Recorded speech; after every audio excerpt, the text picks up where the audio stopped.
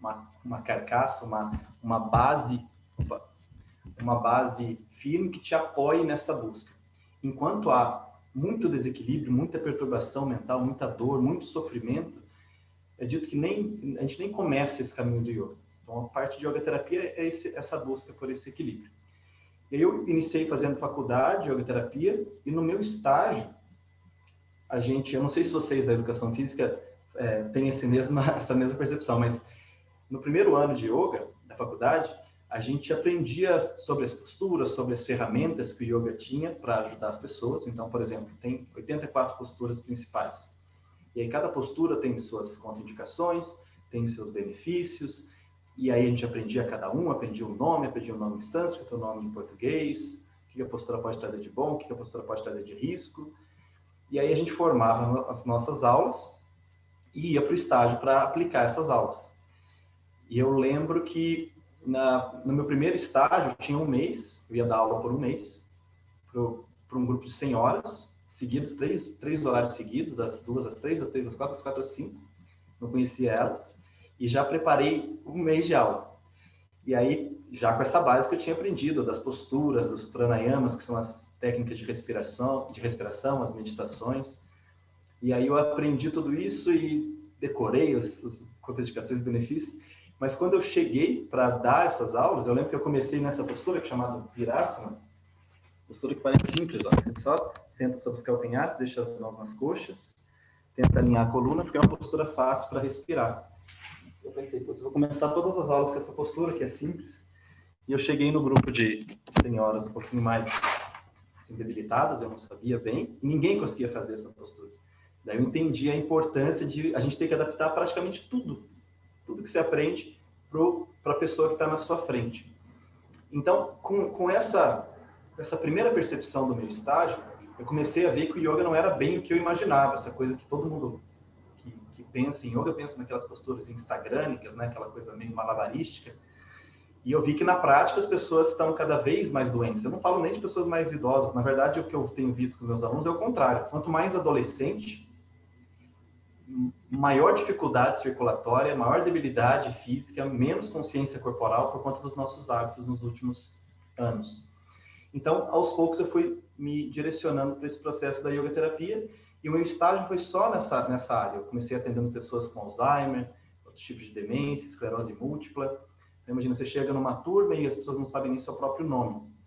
E como que você vai atender essas pessoas, né? E o yoga tem ferramentas para isso. Se você não consegue atender, porque falta conhecimento para você enquanto professor. Então, meu processo foi nessa busca de conseguir adaptar o yoga, não só para que essas pessoas com debilidade, com dificuldade, que são todos nós, na verdade, né? Que elas pudessem passar pela prática de yoga, né? Tipo, eu consegui fazer. Não, que elas pudessem ter realmente um benefício, que elas saíssem melhores do que quando chegaram. Isso é uma das definições de yoga. Yoga eu vou te tirar de um ponto onde você está para outro mais elevado de maneira consciente, seja o que for. Então, se você consegue fazer esse caminho com alguém dentro dessas ferramentas, dentro do cabedal de técnicas e da filosofia do yoga, você está fazendo yoga. Então, todo o meu processo foi meio que ir lapidando para que eu conseguisse ter cada vez mais empatia, esse olhar de realmente enxergar o outro, né? E entregar o que ele precisa e não o que eu quero, o que eu gosto. Eu gosto de fazer uma postura, eu gosto de meditar, eu gosto de silêncio, mas às vezes a pessoa gosta de outra coisa totalmente diferente. Então, eu consegui, esse é um desafio, acho que de todos os professores, desenvolver essa sintonia, essa linha de você conseguir enxergar o que o outro precisa, ao mesmo tempo conhecer o que o yoga tem, quais as ferramentas dessa farmácia ali de yoga, né? Você pegar o remédio certo e aplicar para essa pessoa. Então, esse processo, que é chamado yoga terapia, foi um processo que eu iniciei por conta muito desse estágio que eu mencionei a vocês, e que eu estou até hoje, e acredito que vou ficar a minha vida inteira, lapidando para cada vez mais refinar esse processo de realmente entregar o que é necessário, o que pode fazer diferença na vida do aluno que chega até mim. Então, meu processo foi mais ou menos esse, e aí o currículo vocês têm ali no grupo, não acho que não precisa falar sobre isso, mas já estudei com vários professores, estou formando na Índia ainda, terminando minha formação em yoga terapia no momento.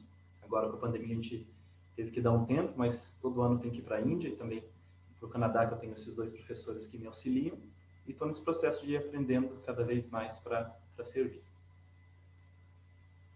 Desculpa, não sei se falei demais nessa apresentação, mas... Não, tá ótimo. Agora a gente vai para as perguntas, então. A nossa primeira pergunta é: como é entendido o ser humano na yoga? Como se dá a compreensão das dimensões mentais, corporais, emocionais e espirituais no ser humano?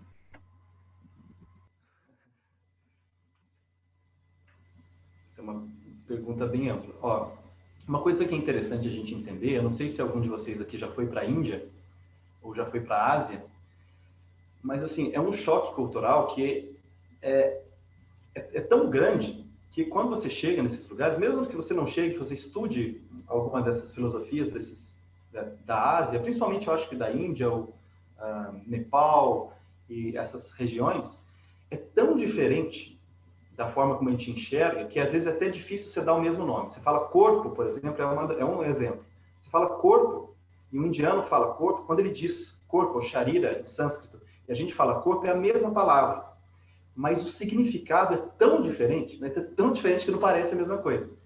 É a mesma coisa, fazendo um parênteses, da palavra, você pega Tupã, que os indígenas brasileiros referem-se a Deus, e a gente fala Deus dentro do nosso contexto cristão. Lá em 1700, eu não lembro mais, 1750 mais ou menos, proibiram os índios de poderem falar a sua própria língua. Falaram, não, fala essa língua, não tem Tupã, é Deus, fala Deus. Só que quando você muda a palavra, você traz junto todo o significado dessa palavra, que às vezes é completa, é tão diferente que não tem relação. E aí você mata a cultura com isso, né? Então, fazendo esse parênteses, acho que o primeiro desafio para a gente entender essa pergunta, o que é o corpo, o que é a emoção, o que é, acho que a mente, o espírito, alguma coisa assim, a pergunta, é a gente conseguir entender a perspectiva e o paradigma dessa cultura na qual a palavra corpo, emoção, mente e espírito, no qual tudo isso está inserido. E o indiano, assim como outras culturas do Oriente, eles não enxergam o corpo humano, por exemplo, em partes. Eles têm esse mesmo hábito que nós temos de subdividir as coisas. Então, quando você fala mente, ok, tem a mente, daí a mente tem Buddhi, tem Ahankara, tem Manas, e aí Manas, eles vão tipo subdividindo num formato espiral até o infinito, parece, para cada coisa, para o corpo, para a mente, para as emoções, para cada postura, para ir cada vez mais descobrindo sobre essas coisas. Só que a diferença, dentro da nossa compreensão, que eu fui vendo nesse tempo de estudo, é que quando a gente, enquanto educadores físicos, por exemplo, pensamos, se o aluno chega para vocês, eu estou com uma dor no joelho, professor. A nossa tendência, tem até especialistas de joelho, uma pessoa que entende tudo, absolutamente tudo de joelho. Ou você é um educador físico que trabalha de forma a curar lesões de tornozelo e trabalha, sei lá, no time de futebol, e você sabe que você é o melhor cara para curar tornozelo, você entende tudo sobre o tornozelo. Os indianos, quando você vai falar corpo, emoção, mente ou espírito, eles vão ter também esse nível de minúcia de dividir as coisas para compreender elas. Mas eles nunca vão perder o contexto geral no qual aquilo está inserido. Então, quando eu falo quadríceps, por exemplo, estou falando lá dos 4 músculos da frente da coxa. Nós, aqui do Ocidente, vamos separar esses músculos e vamos botar uma lupa e entender cada vez mais e mais e mais e mais e mais sobre esses músculos, a relação desses músculos, o nível de sódio, potássio, blá, blá, blá, blá, blá, blá, mitocôndria. Mas a gente tende a pensar, de fato, que o quadríceps existe, no sentido de que, nossa, existe um músculo chamado, ou existem 4 músculos chamado quadríceps. E você esquece que ele, na verdade, não tem um ponto onde termina exatamente e começa uma outra coisa. Você tem um sistema muscular e aí você só separou para entender um pouco mais sobre aquilo. Mas a gente, nessa separação, eu digo em todas as áreas do crescimento, a gente tende a entender muito sobre o que a gente restringe, mas a gente tende a perder o contexto geral. Então, se alguém que está com dor no joelho, como eu mencionei antes, está com dor no joelho, a pessoa vai lá e olha para aquele joelho com uma lupa, entende tudo sobre aquele joelho, mas esquece que essa dor no joelho vem porque ele está pisando errado. Esquece do pé, esquece da relação com a gravidade, esquece do tempo, esquece do clima, esquece como que essa pessoa dorme, esquece o que ela está comendo, entende? Então, o primeiro ponto para a gente entender essa perspectiva do yoga e medicinas e das terapias orientais é entender que eles, por mais qual que seria a palavra, subdividam o corpo, a mente em várias mini estruturas e vão separando para compreender mais, eles nunca perdem a consciência do todo. E o corpo humano, dentro da perspectiva do yoga, ele nunca vai estar separado do restante dos elementos que nos compõem enquanto seres humanos. Então, o corpo, como a gente diria aqui no Ocidente, o Sharira, chamada Annamaya, literalmente o corpo de alimento. Então, é a fase mais grosseira da nossa percepção dos sentidos. E por isso que a prática de yoga geralmente se inicia com o corpo. Porque a nossa mente é tão agitada, e é tão distraída, e é tão pouco sensível, é tão externalizada, a gente é tão sobrecarregado com estímulos externos, que a nossa percepção do nosso mundo interno, que eu disse que é o ponto principal de investigação do yoga, ela é quase nula.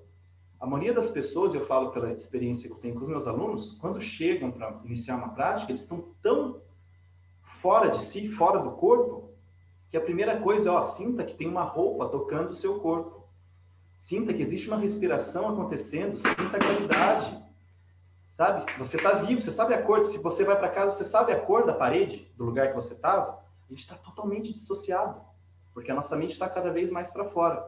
E hoje, com celulares e coisas assim, ainda mais, porque a gente não tem momentos de silêncio, né? Você está no celular, você está no elevador, vai esperar o elevador, você não para e percebe o local, se percebe, nossa, eu estou agitado. Não, qualquer mínimo sinal de tédio, a gente já pega uma tela e tem um infinito mundo de possibilidades naquela tela. Isso vai fazendo com que a gente fique cada vez mais afastado de nós mesmos, cada vez mais, cada vez mais, cada vez mais. Então, o processo é trazer essa rédea de volta. Isso se inicia, na maior parte dos casos, no corpo, porque é o mais fácil de perceber. Se eu chego para um aluno e falo, olha, perceba como estão as suas emoções, sua mente está agitada, você não consegue ter esse nível de sutileza de perceber como estão os seus pensamentos. Se os seus pensamentos e a história, a narrativa que você está criando na tua cabeça está te fazendo mal, essa historinha é uma historinha que você, como personagem, está sendo denegrido por si mesmo, ou se é uma historinha boa. Você está tão envolvido que você não percebe esse processo. Então, se inicia no corpo. Mas a gente não inicia no corpo dissociado do resto, como eu disse antes. A gente inicia no corpo só porque é mais fácil perceber o corpo. E aí, através disso, você vai falar, olha, se eu vou fazer um movimento assim, numa prática de yoga, eu faço o movimento junto com a minha respiração. Por quê? Eu começo a integrar, começo a puxar as rédeas e voltar para o centro. Então, essa respiração que estava ofegante, fruto de, por exemplo, uma emoção que não foi totalmente integrada, ela gerou um padrão respiratório. Essa respiração está gerando um efeito fisiológico. O teu corpo está ali e a sua mente está em outro lugar. Ou seja, o aluno chega todo desmembrado para a prática. E o processo de yoga é, vamos buscar todos esses elementos que te compõem enquanto ser humano, corpo, emoção. A gente tem o que a gente chama de ki ou prana, que é o sistema energético, o nível de vitalidade, que é interferido pela sua alimentação, pelas pessoas que você se relaciona, pelo ambiente que você está, por tudo isso. E você começa a integrar essa mente que está para lá e para cá, no futuro, no passado, esse corpo que está insensível, essas emoções que estão sem ser percebidas, você começa a trazer tudo para o centro. Então, percebo o meu corpo, cada movimento que eu faço é com uma respiração, e a minha mente fica conectada ao som da respiração, fica conectada às instruções do professor, fica conectada às sensações físicas. Se você consegue, com a prática, ir refinando esse olhar, você vai realmente tendo um processo de autotransformação. Porque daí você começa a perceber que, às vezes, o seu sofrimento, a sua tristeza, sua angústia, sua felicidade, o que seja, é fruto de um movimento mental automático do qual você não se dá conta.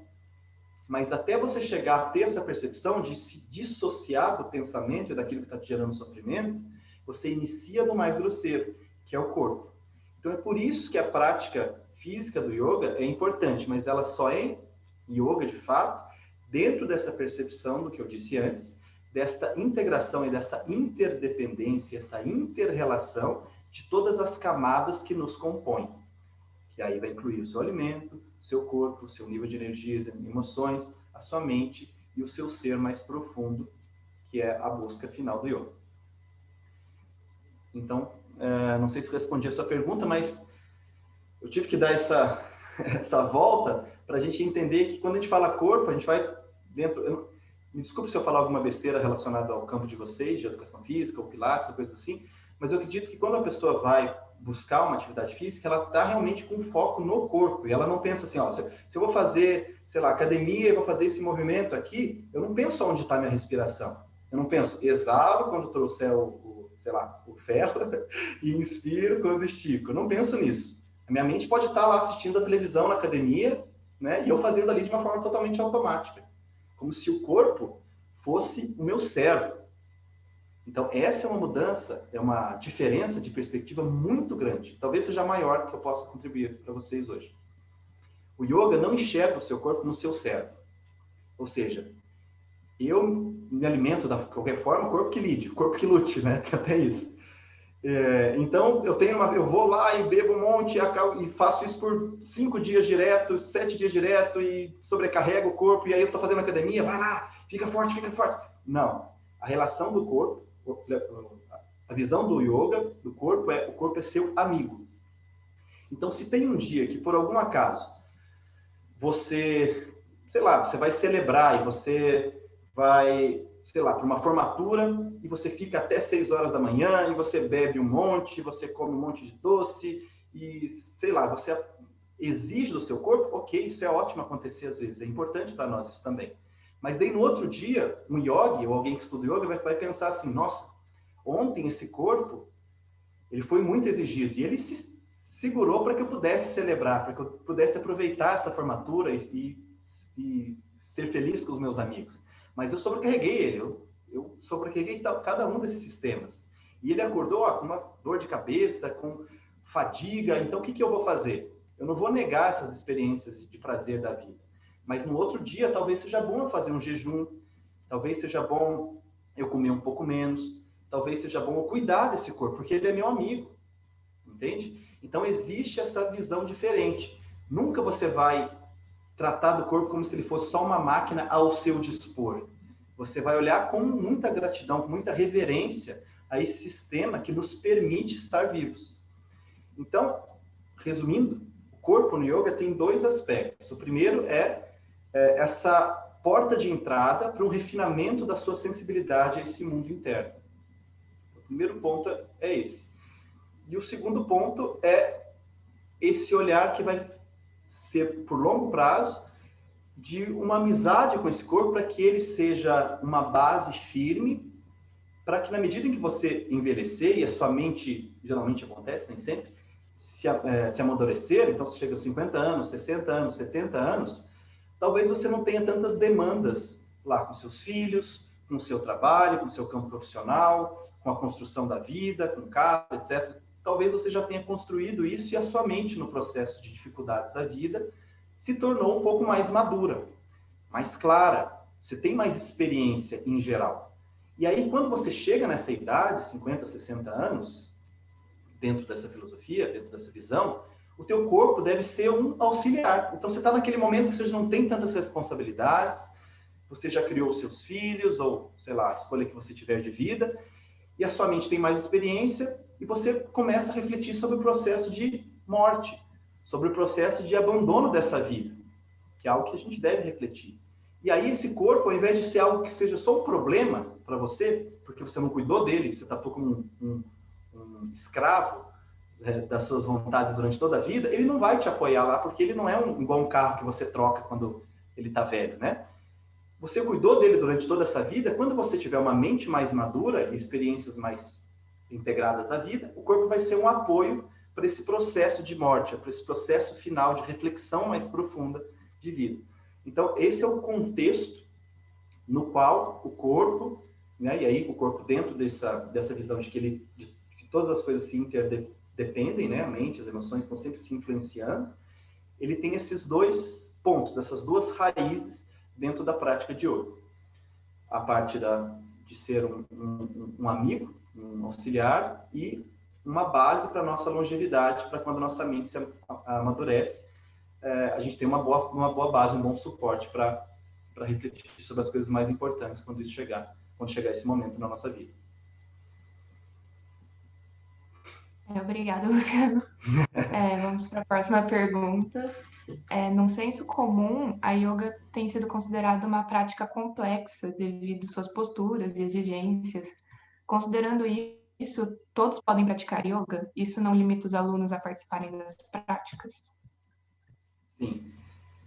Aqui no Brasil, a gente tem dois professores muito importantes que definiram muito do que a gente conhece como yoga, que é o professor Hermógenes, de um lado, que inclusive tem um filme super bonito que eu indico que vocês vejam, chama Eu Maior, um filme produzido aqui no Brasil. É lindo esse filme, e um dos principais palestrantes, ou das pessoas que falam, é esse professor Hermógenes. E tem o De Rose, você já deve ter conhecido algumas escolas do método De Rose, do Swastika Yoga, né? E eles têm visões muito diferentes, e eles ajudaram a construir essa visão de yoga que aqui no Brasil ficou forte. O professor Hermógenes é um professor que tem um vínculo um pouco mais, para isso que eu estou dizendo, da yoga terapia, do yoga ser adaptado, do yoga ser para realmente qualquer pessoa. Ele também fez um sincretismo com o cristianismo, que é normal, o yoga, aonde ele vai, como todas as coisas, né, acaba ocorrendo esse sincretismo com a cultura local. E Hermógenes trouxe um pouco disso, a ideia de que Jesus era um yogi, por exemplo, por ser uma pessoa que tinha bastante consciência, não só de si, como eu disse antes, né? O yoga é esse processo da gente sair do nosso mundinho, de nós como centro, e se perceber como um eu maior, como parte de algo maior, né? E contribuir com o nosso mundo externo. Então ele trouxe um pouco dessa ideia de que Jesus é um yogi, né?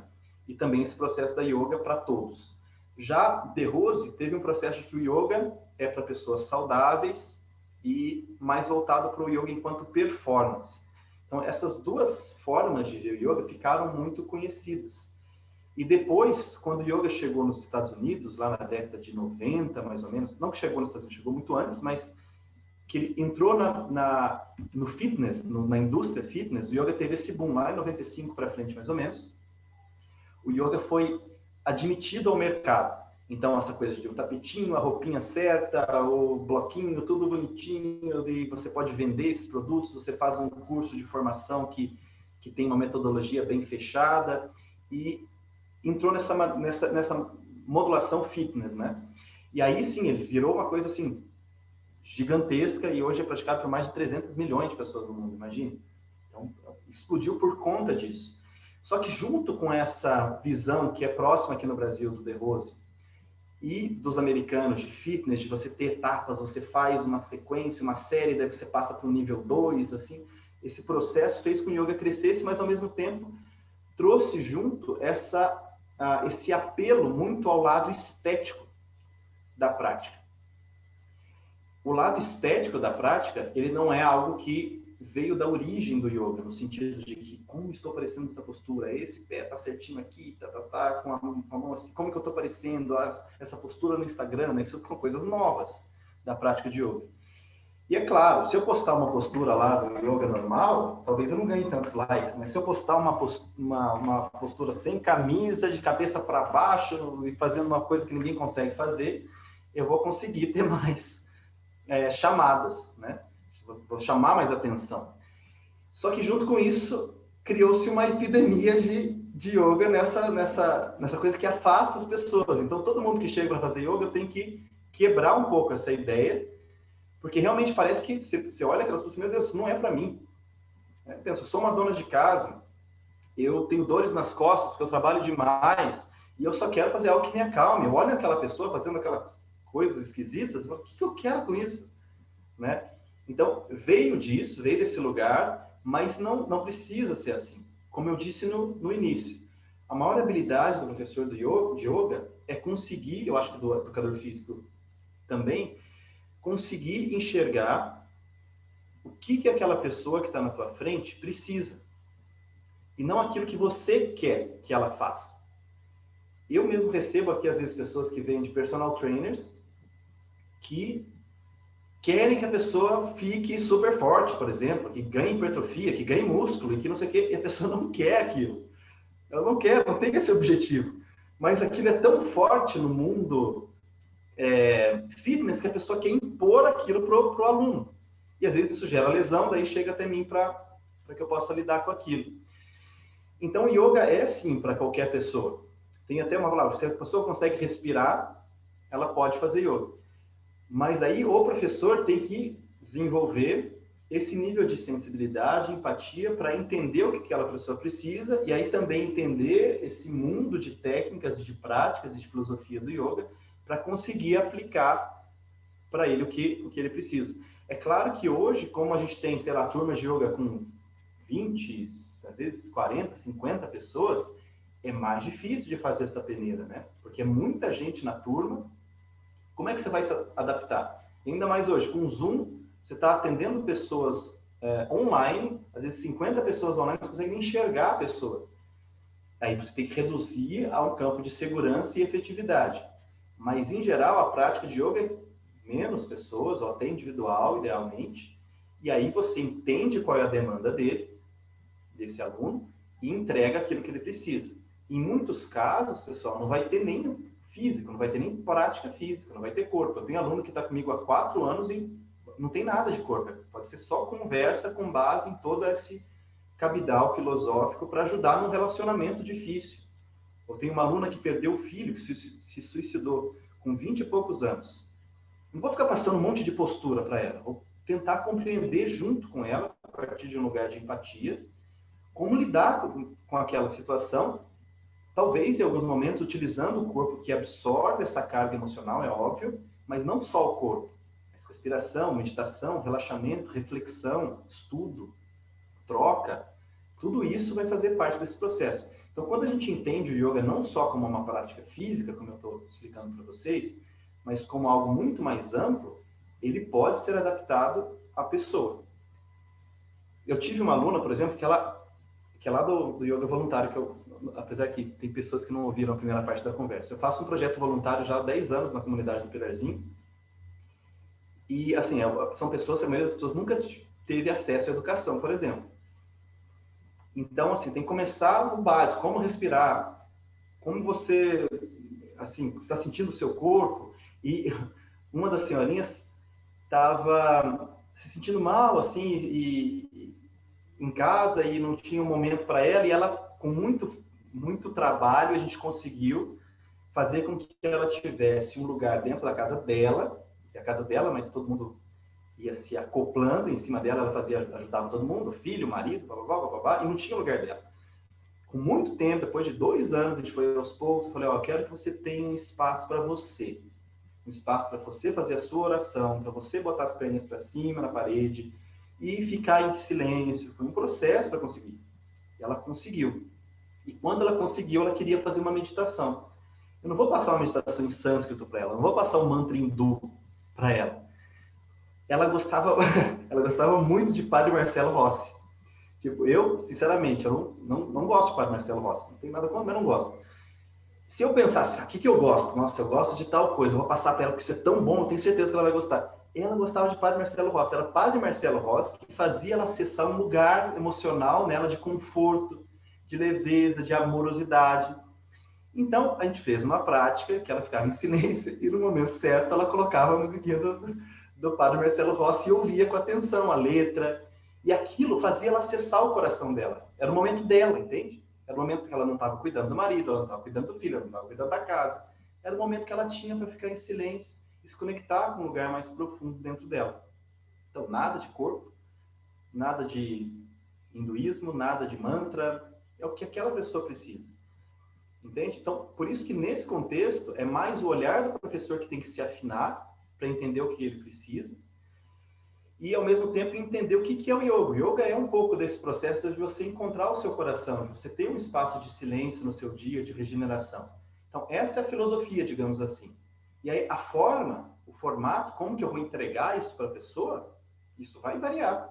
Então, uma pessoa, menos instrução, ou não vou falar coisas complicadas, se ela já tem relação com o objeto que traz ela para o coração, para um estado emocional profundo, é isso que eu vou entregar para ela.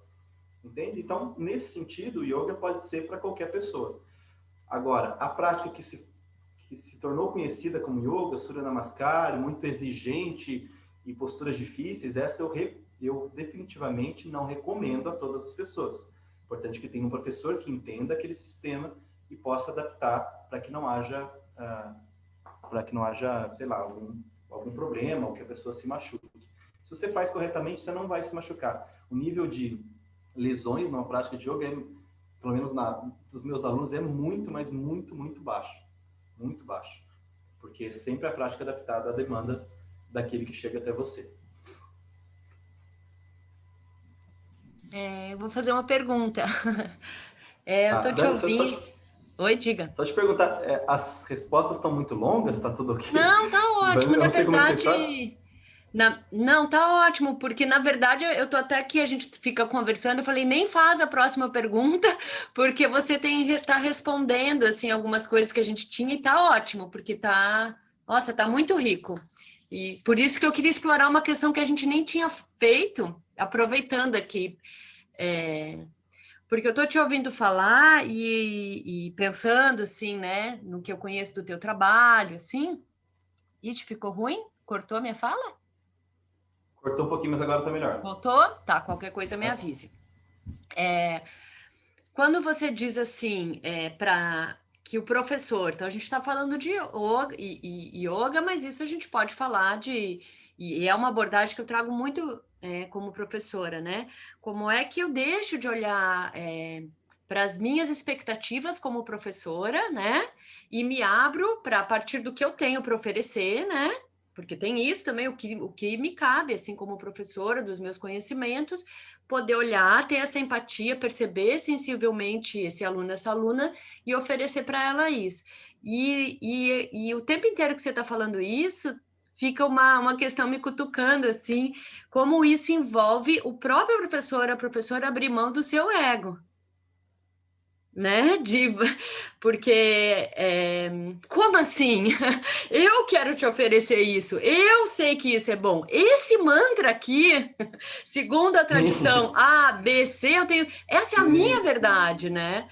E aí eu penso que a própria estrutura da yoga, quando você se trabalha como professor e faz, ela também vai te dando essa condição, né? Ou deveria te dar, ou seria interessante que te desse, mas eu acho que penso que ela tem esse potencial, né? E aí talvez você falar um pouquinho, queria que seria interessante compartilhar com as estudantes aqui, os estudantes, esse cuidado, então, que o professor, a professora tem que ter com ela, de se autotrabalhar, né? De se perceber, né? De, inclusive, ter uma autocrítica carinhosa, assim, saudável, falando, opa, eu acho que aqui eu tô querendo impor algo, né? De ter essa autoobservação. Deu para entender a minha questão? Sim. Olha, eu acho, Dani, que essa questão é tão importante que, para mim, esse é exatamente, quando se fala yoga como caminho espiritual, eu acho que esse é o caminho espiritual do yoga, para mim, né? Porque o que é isso? O que a gente está falando? A gente não está falando de eu, Luciano, como professor, exatamente de yoga. Estou falando de eu conseguir sair de mim enquanto centro do mundo e enxergar o outro que está na minha frente. Então, quando você desenvolve isso, eu não estou dizendo que eu desenvolvi isso, estou no processo de aprender também sobre como refinar isso, mas assim, quando você começa a exercitar isso, eu quero ver essa pessoa sem julgamento, eu quero realmente entender, sentir o que ele está precisando. Quando eu saio da prática aqui, quando eu vou, sei lá, vou cumprimentar o cuidador de carro, o porteiro, sei lá, o cara do restaurante, eu não saio desse modo, né? Eu não deveria sair desse modo. Então, esse olhar que eu desenvolvo para o aluno, de ter mais empatia, de lá, porque eu falei no início, de sair do centro do mundo e perceber que existe uma vida ao meu redor, que existe um planeta ao meu redor, etc., esse processo de refinamento ele vai acontecendo naturalmente. Então, isso que eu acho que é uma grande vantagem do professor, né? Uma grande oportunidade, melhor dizendo. Porque o professor que exercita esse olhar de ter mais empatia, ele não consegue, depois que eu saio da aula e começo a desenvolver isso com os meus alunos, eu tendo a desenvolver isso também com outras pessoas, né? Com desconhecidos, com amigos, assim. Você tende a refinar esse olhar e sair do centro e enxergar mais o outro. E você tende a ver depois que é mais difícil com relacionamentos mais íntimos. Quanto mais íntimo, esposo, marido, mãe, pai, quanto mais íntimo é mais difícil fazer isso, porque a gente tem mais marcas acopladas. Então, a marca com a sua mãe, com seu pai, vem lá de antes, vários contextos emocionais que fazem com que a gente enxergue aquela mãe, aquele pai, aquele marido, aquela esposa, com um monte de projeções e um monte de coisas que estão, às vezes, dentro de nós e não estão na pessoa. Quantas vezes a gente vê que a gente sai de um relacionamento abusivo ou difícil com alguma pessoa e é muito traumático para nós, e aí depois de um tempo, passa, sei lá, 3 meses, passa 1 ano, você se relaciona com outra pessoa e você começa a enxergar, às vezes, os mesmos padrões da outra pessoa, ou enxergar aquela pessoa com base naquela cor mental que você pegou de um relacionamento anterior. E às vezes aquela pessoa nova, ela nem é aquilo que você está criando. Mas é tanta marca, é tanta coisa mal resolvida dentro de nós que você não consegue enxergar aquela pessoa. Então, qualquer mínimo deslize, você já traz aquele tanto de coisa que você viveu no passado. E às vezes não tem relação com essa pessoa. Então, esse processo acaba fazendo com que você dê isso que você disse, esse passo atrás e fala assim, peraí, o que é meu e o que é do outro? Isso vem da meditação. A meditação, ela faz você parar e observar esse conteúdo desse mundo interno que eu falei que é o motivo do yoga, né? A investigação do yoga. Olhar para tudo que me compõe, não só o corpo, e começar a descobrir mais. Olha, toda vez que alguém me bota para baixo ou faz uma crítica a mim, eu fico nervoso. Primeira vez, você fica nervoso, xinga a pessoa e depois fala, puta merda, meu Deus, xinguei essa pessoa, foi injusto, eu fiquei com aquilo em cima. Depois que você está meditando, você começa a perceber, nossa, toda vez que isso acontece, existe essa ação. Existe, primeiro, a mensagem dos sentidos, o sentimento, o pensamento e a ação.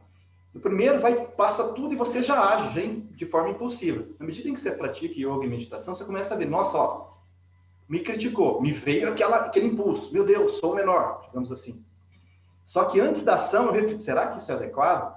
Só que isso é tão rápido que a meditação vai te ensinando, não vou fazer isso. Isso está em mim, não está na pessoa. Né? Então, aos poucos, o próprio fato de você dar aula e exercitar esse olhar de empatia, de enxergar o que o outro precisa e não aquilo que você gostaria que ele precisasse, o que você gostaria de ensinar, você vai transmitindo, você vai, digamos, transbordando essa mesma percepção para os outros relacionamentos na sua vida. Entende? E é nesse sentido que eu acho que é um processo realmente de lapidação, que é muito bonito nessa prática, porque você vai realmente saindo de si um pouco, em muitos casos. Isso não significa que você sou professor de yoga, estou perfeito, nunca mais. Não. Vai cair muitas vezes, mas pelo menos você sabe, você tem uma direção. Eu acho que isso é importante para eu olhar, porque vai fazer bem para mim, vai fazer bem para quem se relacionar comigo.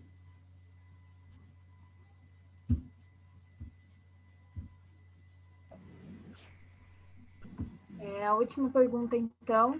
Quais os princípios da yoga podemos levar para outras áreas? Como aplicá-las na nossa prática como profissionais de educação física que não praticam a yoga? Tá, eu acho que, algumas coisas são importantes. Uma das coisas é o método de diagnóstico que está no Yoga Sutra, que é um texto importante da prática de yoga, que eu uso com meus alunos, talvez seja legal vocês saberem, talvez ajudem vocês. Que é Heya, Hetu, Hanam e Upayam. São 4 etapas para a gente desenvolver esse olhar do que eu estou dizendo. Tá? Chegou esse aluno, eu estou começando, acabei de sair da faculdade, eu não tive tantos clientes, tantos alunos ainda, eu ainda não desenvolvi esse olhar, ainda estou cheio de marcas, não consigo realmente sair de mim e enxergar essa pessoa. Como que eu faço? Então, o Yoga Sutra vai dizer, tem 4 etapas que é importante. Primeiro, você vai investigar e você vai olhar, através da conversa, principalmente, em qual ponto essa pessoa está, que é Heya. De que ponto estamos partindo? Né? Primeiro, o que a pessoa quer? A pessoa vem fazer yoga comigo, tem pessoas que querem aliviar uma dor, tem pessoas que querem lidar com divórcio, tem pessoas que querem ter saúde, tem pessoas que querem se iluminar. Né? Primeiro, o que ele quer? Então, esse é o primeiro passo. Descobrir o que essa pessoa quer, ou qual que é o problema, qual que é a questão. E o segundo, qual que é o sintoma? Reto. Qual que é a causa? De onde vem essa dor? Então, por exemplo, eu estou com uma dor nos ombros, professor. Eu cheguei e quero aliviar essa dor nos ombros. Primeiro você descobriu qual que é o ponto onde o aluno está. Depois, qual que é a causa? Com o que ele trabalha? Talvez trabalhe com costura. Talvez dirija assim. Né? Você vai investigar e tentar saber qual que é essa causa. Em Hana, que é você instaurar um objetivo que seja palpável, que seja possível. Porque, às vezes, tem muitos alunos meus aqui que eu quero fazer uma prática. Quantos minutos você tem por dia? Tenho 40 minutos. Então, a gente vai fazer uma prática de 20 minutos. Eu tenho 20 minutos, eu vou fazer uma prática de 1 minuto. Mas você vai fazer 1 minuto. Então, você tem que tentar fazer algo para o seu aluno ou para você mesmo que seja uma meta possível, não fácil demais, porque daí você não vai criar uma autoestima ou um senso de realização naquilo, mas também não exigente demais para você não desistir depois e não conseguir manter. Porque o mais importante, acredito que na área de vocês também, mas no yoga, é a constância. Por um longo período, sem interrupções. Tem um Sutra Satu Dirgha Kala Nairantarya Adara Sevito Drirda Bhumi, que diz como é essa prática. Então, ela é constante, você não para, sem interrupções, por um longo período. É com uma atitude positiva, então não é aquela coisa, puta merda, meu Deus, hoje agora chegou a hora de praticar yoga, eu tenho que praticar, porque, meu Deus, sou professor, eu tenho que praticar. Não. Uma atitude positiva. Que bom que eu tenho a oportunidade de praticar e de me cuidar, de cuidar desse corpo que é meu amigo, né? Como eu disse antes. Adara, que é zelo. Isso é muito legal, né? A sua prática, você não faz de qualquer jeito, você tem um zelo, você quer fazer com cuidado, com carinho, seja qualquer coisa que você faça, né? E aí, a Sevito, que é até o fim, até você conseguir esse objetivo que eu falei, que é o Hana. Você tem essa meta, você escolheu, uma meta possível, que não é fácil demais, não é difícil demais. Até você conseguir, você vai trazer essas qualidades. Dridha, que é firme, ou seja, escolhi fazer isso e eu vou ter firmeza no meu compromisso. Tá? E aí Bhumi, que é aterrado num princípio maior do que eu. Então, não estou criando esta prática. Existem, sei lá, quantas gerações que antes de mim foram vendo que, olha, se eu respiro dessa maneira, minha mente se acalma, minha cognição fica mais precisa, meu coração se acalma e minha digestão melhora. Olha só, agora se eu faço isso, isso acontece. Aí vem uma próxima geração, faço isso, isso acontece, faço isso, isso acontece, chega em mim. E aí eu tenho essa base, que é essa raiz forte de algo que veio antes de mim. Então, esse conjunto de coisas formam esta prática que vai nessa direção do seu objetivo. E por último, a quarta etapa, o Payam.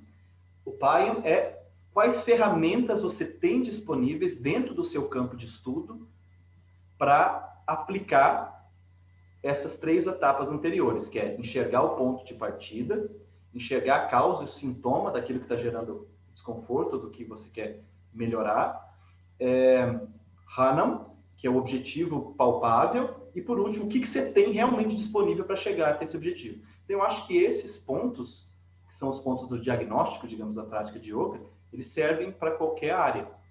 E junto disso, o yoga é chamada Sarvanga Sadhana, que é uma prática que envolve todos os membros. Então, o yoga diria assim, se você é um tenista, olha, vai ser importante você fazer práticas que te complementem esse desequilíbrio que foi causado pela sua prática esportiva. Ou se você é um jogador de futebol, mesma coisa. Ou seja, um tenista faz o quê? Só um movimento, né? Só um movimento. Às vezes faz com uma outra mão, mas não são movimentos equilibrados. É muito mais de um lado do que para outro. Um jogador de futebol usa muito mais os membros inferiores do que o resto. Ou seja, você buscar na sua prática de educação física, criar Sarva Anga, algo que trabalhe todos os membros, que lide com esse corpo de uma maneira integral e não dividido em partes. Meu ombro, só uso um ombro, só uso um ombro, só uso um ombro. Repito isso todos os dias. Eu vou ter um desequilíbrio energético e físico. Então, a prática de yoga diz, uma prática inteligente é uma prática que considera que todas as partes do seu corpo precisam de movimento e precisam de nutrição. Então, você vai ter esse olhar dessa maneira. Eu acho que essas duas coisas já são coisas para a gente refletir que servem para todos nós e que o yoga oferece dentro do seu sistema. Oi, professor. Tenho uma dúvida sobre a questão da respiração do yoga, assim, que eu acho que é uma parte muito legal, principalmente quando a gente traz para a nossa área, né? Não se fala muito sobre respiração na prática de atividade física, assim, e a gente consegue perceber o quanto isso é importante, o quanto faz a diferença em qualquer prática que você está realizando, né? E a gente assistiu um vídeo seu no YouTube que você fala assim: a respiração está completamente conectada com a mente. Seu estado emocional interfere na respiração e a respiração interfere no seu estado emocional. Queria que você falasse um pouquinho sobre isso, sobre essa função da respiração. A respiração, todo padrão emocional que você tem, ele é acompanhado de um padrão respiratório. Então, se você está com raiva, se você está com ódio, a tua respiração, ela não vai ser uma respiração, é impossível você ficar com ódio e com uma respiração 1, 2, 3, 4, seguro. 1, 2, 3, 4, exala, 4, 3, 2, 1, vazio, principalmente vazio, 4, 3, não é possível. Cada emoção, cada estado mental está acompanhado de um padrão cardíaco, uma regularidade cardíaca, um ritmo cardíaco e um ritmo respiratório. Só que o que acontece? Quando a pessoa está no estado emocional, que no yoga são chamados sadurmis, são venenos da mente, a raiva, o ódio, o orgulho, a competição, luxúria, alguns sentimentos que nos trazem para uma visão turva da realidade, digamos assim, e algo que traz uma certa angústia dentro de nós. Ela tem um padrão respiratório. Se você cultiva durante a sua prática, isso dentro da prática de yoga, mas acredito que de alguma maneira pode ser aplicada ao campo de vocês também.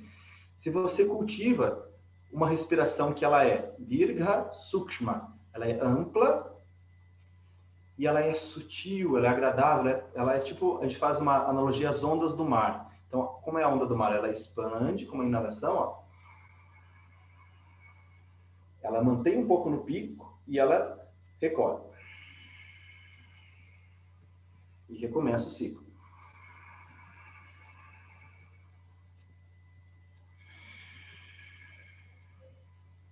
Então, dentro da prática de yoga, existe essa prática chamada Ujjayi Breath, o Ujjayi Pranayama, que é uma respiração que vai primeiro fazer esse som do mar, vai trazer esse símbolo desse mar que expande, fica lá em cima e recolhe, e nunca para, e permanece por um período. Se você faz isso, o sinal que você está enviando através dessa linguagem, sua respiração dentro do yoga é uma linguagem, uma maneira de você, enquanto ser consciente, se comunicar com a sua fisiologia. Então, eu quero enviar um sinal para o meu corpo, ou seja, eu estou lá no meu trabalho, alguém me falou uma coisa que me deixou puto da vida. Na hora que ele falou aquilo, a primeira coisa foi aquela carga, né? Você cria aquela carga e você não devolveu para essa pessoa, você ficou com aquela carga. Aquela carga fez com que seu diafragma travasse e a tua respiração ficou pesada, irregular, e aí você chega para uma prática de yoga. Não adianta falar, respira, 1, 2, 3, 4, a pessoa vai querer me enforcar. Agora, se você usar o seu corpo de maneira inteligente, aos pouquinhos e trazendo essa respiração para um ritmo mais calmo e observando esse conteúdo da mente, e o principal que eu falei antes, Dirgha Sukshma, amplo por um longo período, ou seja, 1 hora, 30 minutos, e suave, o sinal que você vai enviar através dessa linguagem da respiração para o seu cérebro é de que no mundo externo não há ameaça.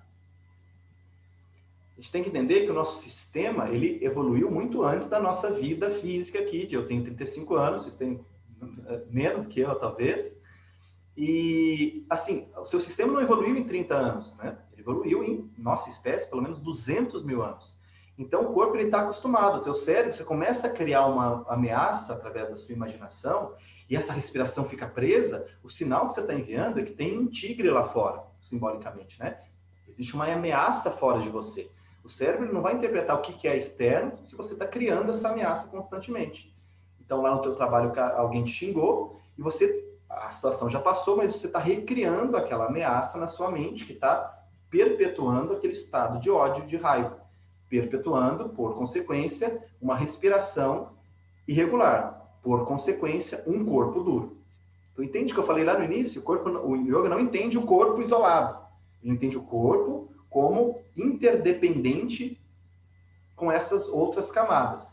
Agora, se eu percebo que esse padrão emocional está ali dentro de mim, eu percebo que o meu corpo está rígido, ou que um aluno chega já com um padrão assim, você sabe, olha, tem um padrão de rigidez, ou de ódio, ou de raiva, que parece que está presente ali. E aos poucos você vai sutilizando essa respiração e fica ali durante 1 hora. Eu garanto a você, quem fez aula de yoga sabe que você sai dessa aula completamente em outro estado de consciência. Não porque é milagre, porque é mágico, não, porque você enviou um sinal preciso para o seu sistema, por um longo período, de que essa ameaça não está lá, não está acontecendo, não está na sua frente mais. E você enviou através dessa respiração calma. Então, você muda a sua fisiologia, você muda o seu estado emocional e mental através dessa técnica que é muito, digamos, inteligente para gerar esse efeito no teu sistema. E aí, talvez, ao final da prática, Shavasana, que é o relaxamento, ou a prática de meditação, você olhe para aquela mesma situação que te gerou a raiva a partir de um outro lugar. A partir de um lugar já que não está enevoado por aquela sensação que é tão intensa que você não tem clareza de como agir. Você volta para um estado de calma, um estado neutro, um estado equilibrado, para daí ter clareza de como lidar com aquela situação, mas não colorido por aquele veneno mental que eu falei antes, que é a raiva, que tem seu correlato respiratório. Então, é isso que é importante a gente entender. O corpo, a respiração e a sua mente, elas estão sempre brincando. Estão sempre dando volta uma na outra. Se você está doente, a sua respiração muda completamente. Então, não é só o corpo que adoece. Quando você está doente, você não tem disposição mental para pensar sobre, sei lá, fórmulas matemáticas muito complexas. A sua mente está fadigada também, porque todas as coisas estão se interrelacionando. Se você interfere em uma delas, se você interfere no corpo, se você interfere na respiração, se você interfere na mente, você vai, por consequência, com uma teia de aranha que você toca num ponto, o outro pontinho lá embaixo vai se mexer também. Se é uma maneira inteligente de fazer isso, você vai harmonizar toda a teia. E aí ter clareza de como agir de forma apropriada, consciente, não inconsciente, com base numa dor de um estado emocional anterior.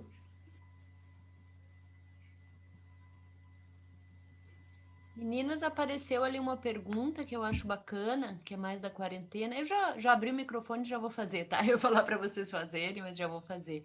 Então, mas acho legal, até temos mais 20 minutos, mas falar mais especificamente, né, sobre essa questão da quarentena. Durante esse período de quarentena, muitas pessoas iniciaram a prática de diversas atividades online, inclusive o yoga, muitas vezes acompanhando lives e vídeos do YouTube. Quais cuidados devem ser tomados ao realizar essas práticas sem, de fato, o acompanhamento do professor?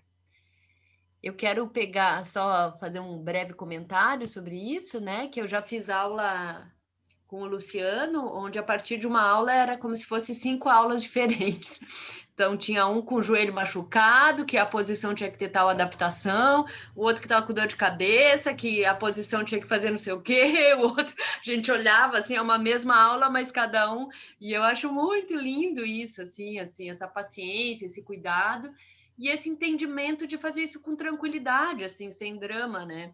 Mas, enfim, mais essa adaptação, né, que é um online, que você já fez um breve comentário sobre isso, né, mas quanto isso também é mais um desafio, né, Luciano? Se você puder comentar, né, sobre esses cuidados de aula online, ou o pessoal que abre um YouTube, né, e faz uma aula talvez sem nem saber direito do que se trata, né, não sei. O yoga, ele não é uma prática autodidata. Não é uma prática, nunca foi, não acredito que seja, sabe? Essa coisa de eu vou lá no YouTube, vejo umas posturas e repito. Você pode fazer, mas você não vai... vocês estão entendendo, talvez, durante essa live, como tem muitos pormenores, digamos assim, né? É muito sutil. O indiano, ele tem uma mente que é extremamente refinada. É uma coisa assim, seja na área que for, mesmo na matemática, na física, eles têm essa coisa de refinar as coisas muito, sabe? Então, se você só pega uma postura e faz, primeira coisa, eu não indico. Eu indico que você busque um professor e você teste, gente, porque yoga é tão diferente, igual psicologia, assim. É muito diferente. Cada psicólogo, cada linha de yoga é tão diferente que, às vezes, Kundalini Yoga, por exemplo, de, sei lá, Vinyasa Flow, é tão diferente, os dois são yoga, que você não diria que é a mesma coisa, mesma prática, mesma modalidade. Então, a primeira coisa que eu indico é você buscar um professor que tenha uma experiência e que consiga, que você sinta primeiro uma sintonia e uma empatia, que você sinta que ele tem uma empatia com você, né? Ele não está querendo te colocar na tua goela um monte de coisa que, às vezes, você nem está muito afim. Eu, por exemplo, aqui nas minhas práticas, a Dani sabe, eu não pratico junto, eu não tenho meu lugarzinho, sabe? Agora, na pandemia, que eu tive que me adaptar, porque o que acontece? O aluno vê lá o meu corpo e vai querer copiar o meu corpo. Como que eu vou fazer as posturas? E às vezes não é o adequado. Às vezes, mesmo que ele estivesse comparando com o próprio corpo dele, cada dia a gente está diferente. Quando você tem a referência externa, seja YouTube, seja não sei o quê, ou sei lá, né, celular, ou um professor, você sai um pouquinho de si e está tendo uma referência externa. Yoga é esse processo de você enxergar o teu mundo interno, investigar o teu mundo interno, como eu falei para vocês. Então, eu indico primeiro que você busque um professor que não seja autodidata, que você não fique numa aula experimental, que você teste, sei lá, 3, se você tem interesse, 3, 4 professores, 3, 4 aulas, para você ver o que você se adapta mais e encontre um professor que tenha esse olhar sensível, né? Que te enxergue realmente, que você sinta uma sintonia e que a prática te faça bem. Eu super sincero, gente, eu não me adapto muito no Zoom, eu estou tentando nessas aulas online, assim, o que aconteceu? Eu tenho os meus alunos em várias turmas, e agora todo mundo veio para... Às vezes eu dou aula 70 pessoas numa turma. Então, por mais que eu tente, como a Dani está falando, são 70 pessoas que estão começando agora, pessoas que têm 70 anos, pessoas que têm 20 anos. E aí eu tento fazer, olha, sei lá, Darli, eu sei que você me falou que você está com dor nas costas, então não faça assim. Maria, você está no período menstrual, então não pode contrair a perna, não pode botar a perna para cima. Quem me fala, eu tento, durante a postura, fazer, às vezes eu faço 5 aulas diferentes, simultâneas. Mas nem assim, nem sempre eu consigo acompanhar, né, todo mundo. Então, não é o ideal. A gente está vivendo uma coisa, assim, única, né, no nosso caminho humano, e a gente tem que se adaptar. Eu não estou dizendo que não vai ter benefícios, é claro que tem benefícios, mas a prática de yoga, tente buscar agora, a gente está aos pouquinhos, né, voltando a um encontro presencial, buscar um professor ao vivo, eu acho que vai fazer bastante diferença, ter um professor e testar até você se sentir confortável com alguém. Em relação ao trabalho social com yoga, vou ler a pergunta. Posso, Dani? Tá, dá licença. Em relação ao trabalho social com yoga, gostaria de saber o que você recomendaria para iniciar esse tipo de trabalho e para quais realidades você acha que isso se aplica. Pergunto porque já fiz 2 formações em yoga, motivada pelos benefícios que senti em mim após anos de prática como aluna.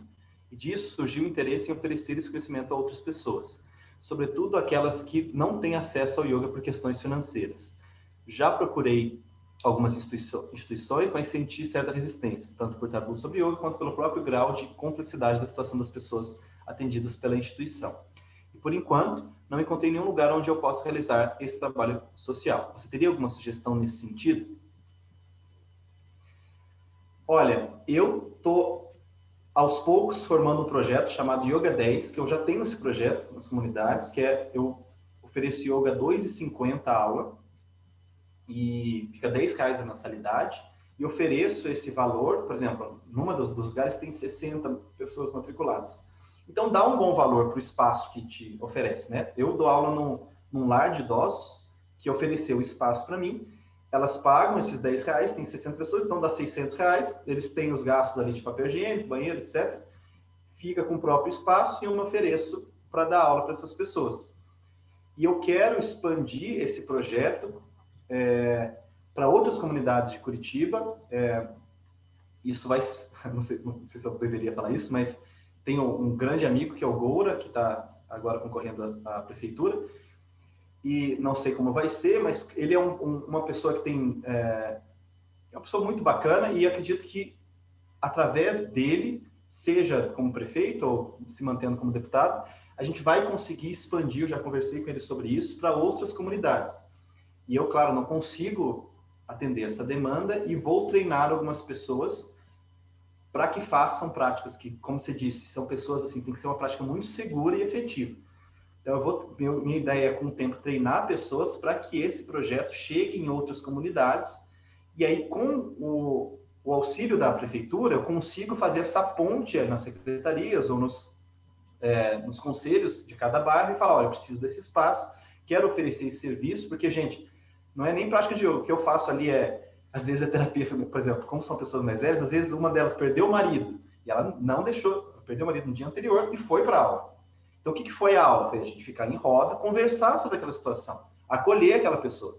Então, é um processo que não é só fazer postura. Aliás, várias vezes não é nem postura, mas ensinar a relaxar, ensinar a respirar, falar sobre alimentação, fazer um grupo de apoio a essas mulheres, no caso ali são mais mulheres, né? Que elas possam ter um grupo de amigas, elas possam trocar informações, entendeu?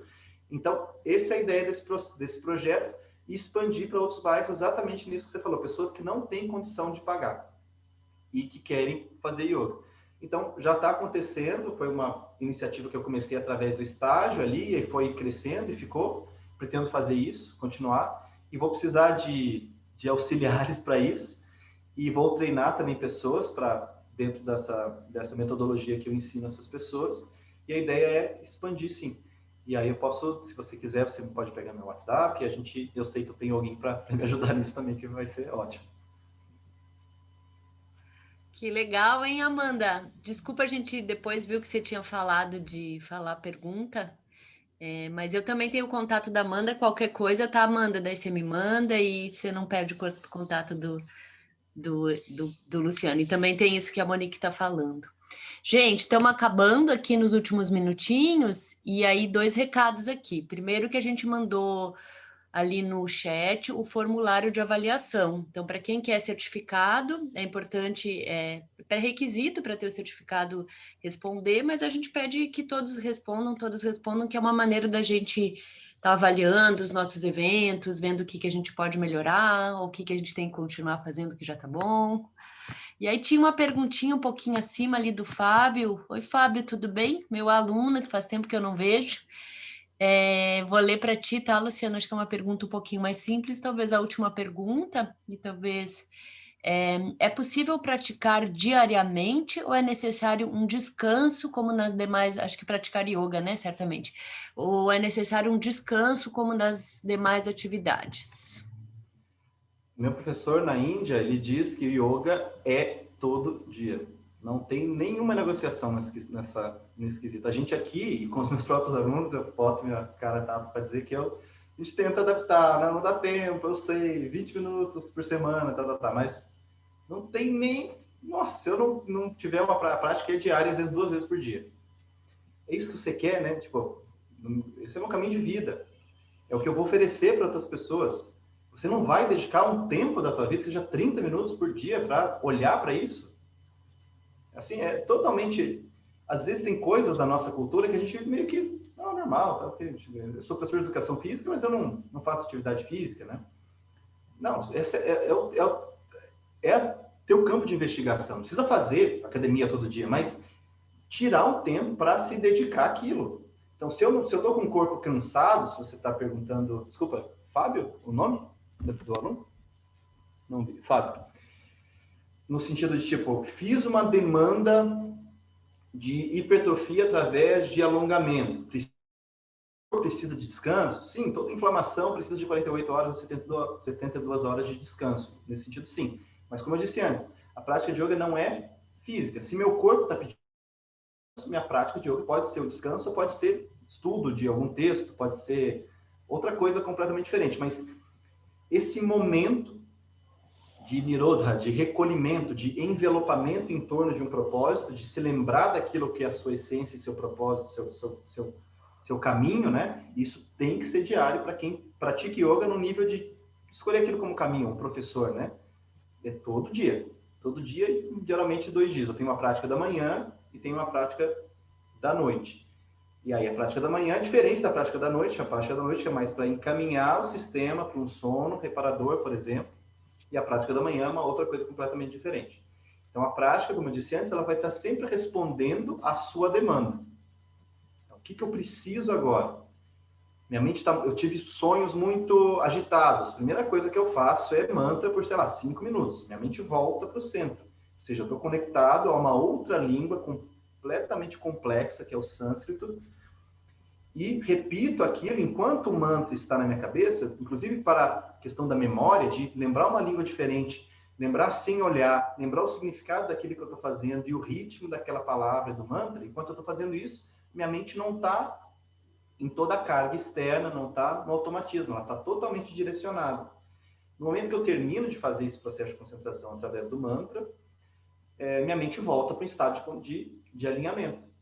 Entende? Então, assim, é o que eu preciso. Se eu preciso daquilo, sinto que eu acordei com a mente muito agitada, é isso que eu vou fazer. Sinto que o que eu comi antes não foi legal, eu vou comer uma determinada coisa que vai ajudar na minha digestão e vou fazer algumas posturas que vão facilitar o processo de apana, que isso é toda a área do nosso corpo responsável pela eliminação ou pela digestão, pela absorção dos alimentos. Então, o que eu sinto é a primeira coisa. Depois, o que eu vou fazer dentro daquela farmácia que eu falei? Qual remédio eu vou pegar dentro das ferramentas que eu tenho para aplicar a demanda que eu percebi. Mas a primeira coisa que eu falei lá, a primeira coisa de hoje, desenvolver essa sensibilidade ao seu mundo interno, essa investigação. Porque sem saber, o primeiro ponto lá que eu falei, Heian, aonde eu estou hoje? O que eu preciso? Se a mente está muito nevoada, você não tem clareza, não tem sensibilidade para perceber o que você precisa, é difícil você tomar os outros passos. É difícil você saber o que você vai fazer. É uma coisa automática. Eu tenho que perceber o que eu estou precisando. Eu estou muito agitado, eu faço a prática para acalmar. Eu estou muito preguiçoso, eu faço uma prática para vitalizar. Eu estou muito distraído, faço a prática para centrar. Sabe? Depende do que você precisa. Para isso, primeira coisa, desenvolver o olhar, a sensibilidade e aí conhecer as ferramentas para saber o que aplicar. Com essa prática em você, você vai criando cada vez mais confiança, mais certeza, mais familiaridade com o seu caminho, e aí você tende a entregar para o seu aluno com mais segurança, com mais confiança e mais eficiência. Nossa, muito bom. E também, né, pensando, eu sempre falo assim com os meus alunos, numa brincadeira séria, né? A concorrência é muito grande, né? Quer dizer, a gente tem hábitos tão intoxicantes, né? Que você afirmar esse propósito e realmente isso começar a fazer parte de você, aí sim, né? Aos poucos isso vaza mesmo para a vida, né? E acaba sendo espontâneo, né? Você acaba se construindo mesmo. E eu acho que tem um ponto só, a gente está no nosso tempo, né? Fechando, que talvez aqui para a gente ocidental seja muito difícil de entender, que a yoga pode ser uma prática que a pessoa vai lá e faz, mas chega um momento, e para algumas pessoas, desde o início, assim, é realmente uma escolha de vida, é um caminho que é muito mais profundo, né? E quando a gente... Exatamente, esse é o importante ter falado, porque às vezes quando eu falo isso, parece que, nossa, que disciplina. Não é.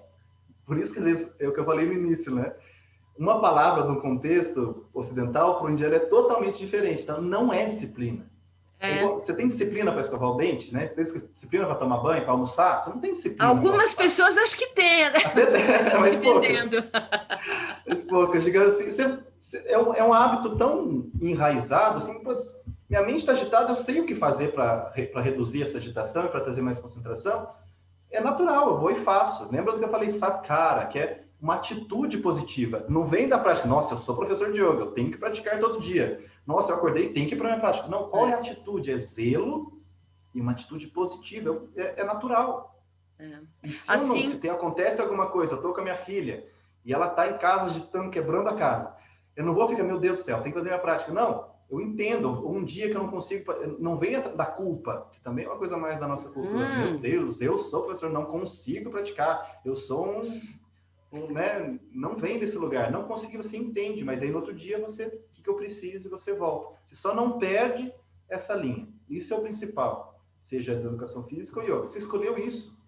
Fica por um tempo. Descubra um pouco mais sobre aquilo, mas fica por um tempo.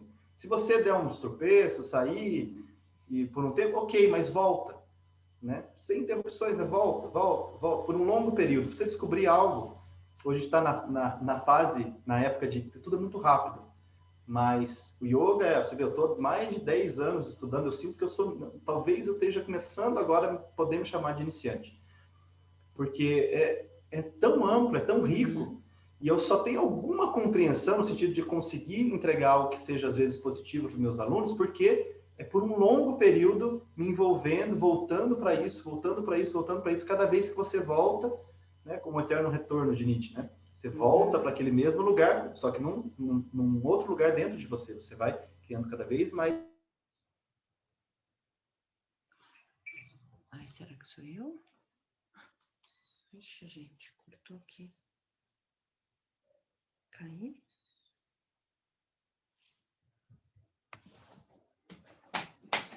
Faltou luz.